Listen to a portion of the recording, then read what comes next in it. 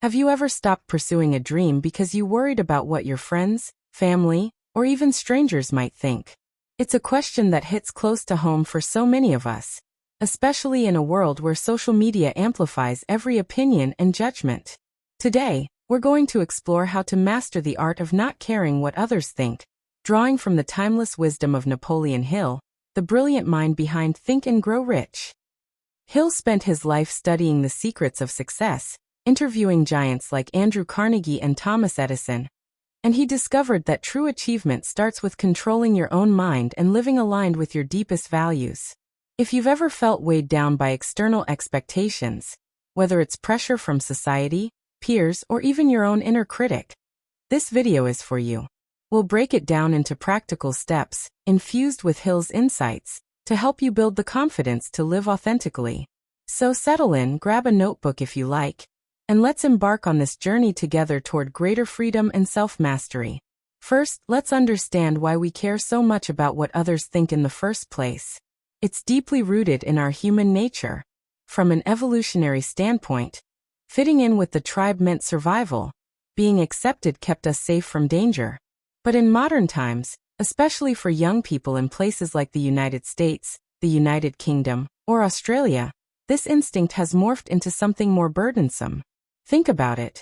With Instagram likes, Twitter threads, and constant comparisons on LinkedIn, we're bombarded with feedback loops that make us second-guess every decision.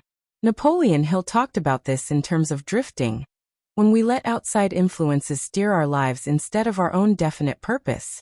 He observed that most people fail not because they lack talent, but because they allow fear of criticism to paralyze them. Hill himself faced immense criticism early in his career. After a string of business failures and personal setbacks, including losing his fortune during the Great Depression, he could have given up. But he didn't. Instead, he used those experiences to refine his philosophy. For you, this might show up as hesitating to start that side hustle because your colleagues might judge it as unprofessional, or avoiding a career change because your parents expect stability. The key takeaway here is recognizing that this fear is often an illusion. It's not about real threats anymore, but about protecting our ego. By acknowledging this, you're already taking the first step toward freedom. Hill emphasized autosuggestion, a technique where you repeatedly affirm your own worth to reprogram your subconscious. Try this. Every morning, look in the mirror and say, "I am the master of my fate, and others' opinions do not define me." It sounds simple, but over time, it builds a shield against external noise. Remember, Hill interviewed over 500 successful individuals, and not one of them achieved greatness by constantly seeking approval. They focused inward, and so can you. This understanding isn't just intellectual, it's emotional liberation. Imagine waking up each day excited about your path, unburdened by what Aunt Susan, or that random commenter thinks. That's the power we're tapping into here. Moving to our second point. The incredible benefits of letting go of others' opinions. When you stop caring what people think, you unlock a level of personal power that Napoleon Hill described as burning desire. That intense focus on your goals without distraction. In his book, Hill shares how Henry Ford ignored naysayers who called his automobile idea foolish. And look where that led. For young adults in developed nations, this shift can mean breaking free from the rat race of consumerism or status symbols that don't align with your true self. Think about the mental energy you save. No more replaying conversations in your head, wondering if you said the right thing. Instead, that energy goes into creative pursuits, relationships that matter, or self-care. Emotionally, it reduces anxiety and boosts self-esteem. Studies show that people who prioritize intrinsic values over extrinsic approval report higher life satisfaction. Hill's principle of persistence comes into play here. He said, "Every adversity carries with it the seed of an equivalent advantage." By not caring about criticism, you turn potential setbacks into stepping stones. Take, for example, a young professional in London who's passionate about art but stuck in a corporate job for respectability. Once they let go, they might launch a freelance career, finding joy and success on their terms. Hill's own life exemplifies this. After facing ridicule for his ambitious goal to codify success principles, he persisted and influenced millions. Practically, this benefit extends to better decision-making. You choose paths based on your values, like integrity or adventure, rather than fleeting popularity. And let's not forget the ripple effect. When you live authentically, you inspire others to do the same, creating a more genuine community around you. It's a warm, empowering cycle. If you're feeling stuck right now, know that this freedom is within reach. Hill believed anyone could achieve it through deliberate mindset work, and I'm here to guide you through that. Now for our third insight. Building unbreakable self-confidence, straight from Napoleon Hill's playbook. Hill devoted an entire chapter in Think and Grow Rich to self-confidence, calling it the foundation of all achievement. He argued that confidence isn't something you're born with.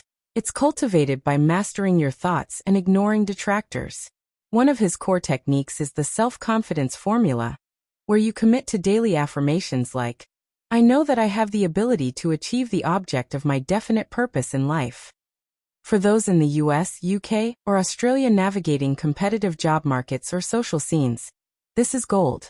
Young people often face imposter syndrome, feeling like they don't measure up because of others' polished online personas. Hill would say, don't compare your behind the scenes to their highlight reel. Instead, focus on your unique strengths. He recommended keeping a success journal, noting daily wins, no matter how small, to reinforce your self-image. Hill's life was a testament to this.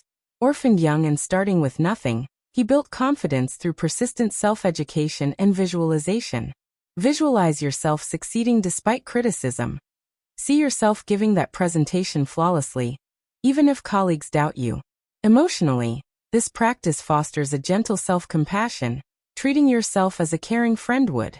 It's intelligent too. Hill backed it with observations from titans like Edison, who failed thousands of times but never let public mockery stop him. To apply this, start small. Next time someone questions your choice, pause, breathe, and remind yourself of your why. Over time, this erodes the habit of seeking validation. Hill emphasized that true confidence comes from within, not from likes or applause. By adopting this, you'll not only stop caring about opinions but thrive in spite of them. It's a caring approach to self-growth, one that honors your potential. Let's dive into the fourth point. Identifying and living by your core values, as Napoleon Hill taught through his emphasis on a definite major purpose. Hill believed that without a clear purpose aligned with your values, you're like a ship without a rudder, easily swayed by every wind of opinion. For young viewers in Western countries, where options abound but so does confusion, this means pausing to reflect. What truly matters to you? Is it family, creativity, justice, or innovation? Hill suggested writing a personal mission statement, reviewing it daily to stay anchored. He drew from Carnegie, who lived by values of generosity and hard work, ignoring critics who called him ruthless. In practice, this looks like saying no to opportunities that don't align, even if they're prestigious. Imagine a student in Sydney torn between a high-paying finance job and pursuing environmental activism. The latter might draw eye rolls from peers, but if it's your value, embrace it. Hill's method involves autosuggestion again. Affirm, I live in harmony with my values, unaffected by others' views. This creates emotional resilience, reducing the sting of judgment, because you're rooted in something deeper. Hill's own values of persistence and service drove him to write despite poverty and doubt. To make this tangible, try a values exercise. List 10 things you love, then narrow to your top 3. Refer back when faced with criticism. It's expert advice wrapped in warmth. Hill wanted everyone to succeed, and this step ensures you do so authentically. By prioritizing values, you not only stop caring about trivial opinions, but attract like-minded people who support your journey. It's inspiring. Think of how much fuller life becomes when every action feels meaningful. Our fifth key: handling criticism gracefully without letting it derail you. Napoleon Hill viewed criticism as inevitable but not defining. He called it one of the 6 ghosts of fear in his writings. The art is in discerning constructive feedback from mere noise. For those in the UK or US dealing with online trolls or workplace gossip, Hill advised emotional detachment. Respond, don't react. He shared how he faced harsh reviews of his early work, but used them to improve, not quit. Technique-wise, Hill promoted the Mastermind Alliance, Surrounding yourself with positive influencers who uplift rather than judge. Build your circle carefully. Seek mentors who align with your values. When criticism hits, ask, is this from someone I respect? Does it help my purpose? If not, let it go. Hill's persistence principle shines here. After his magazine failed, critics labeled him a dreamer, but he pivoted to lecturing, building his legacy. Emotionally, practice gratitude. Thank the critics silently for highlighting your growth areas. This caring mindset turns potential pain into power. For young Aussies facing family pressure on career choices, remember Hill's story. He defied norms to study success, proving that standing firm pays off. Implement a criticism filter. Journal the comment, evaluate it objectively, then affirm your worth. Over time, you'll care less, focusing on self-improvement. Hill's intelligence lies in seeing criticism as a test of resolve. Pass it, and you level up. Finally, our sixth point. Practical exercises to integrate these lessons into daily life, inspired by Hill's actionable philosophy. He wasn't just theoretical, he provided drills like daily goal visualization. Start with meditation. Spend 10 minutes each day imagining a life free from others' opinions, feeling the peace. Hill called this creative imagination. Next, challenge yourself. Do one thing weekly that scares you due to potential judgment, like posting your art online or voicing an unpopular opinion at work. Track how it feels. Often, the fear is worse than reality. For Western youth overwhelmed by perfectionism, Hill's decision principle helps. Decide firmly to value your opinion above others. Role-play scenarios. Pretend you're advising a friend in your shoes. What would you say? This builds empathy for yourself. Hill used similar self-talk to overcome his fears. Incorporate reading. Revisit Think and Grow Rich chapters on fear and confidence. Join online communities focused on personal growth, sharing wins without seeking validation. Emotionally, these exercises foster gentleness toward your progress. Celebrate small victories. Hill's expert touch is in repetition. Consistency turns habits into character. By practicing, you'll naturally stop caring, living vibrantly. It's transformative and you're capable of it. As we wrap up this exploration of mastering the art of not caring what others think through Napoleon Hill's wisdom, take a moment to reflect. What one insight resonated most with you today? Maybe it's understanding the roots of your fears, or committing to your values despite the noise. Hill's teachings remind us that true success is internal.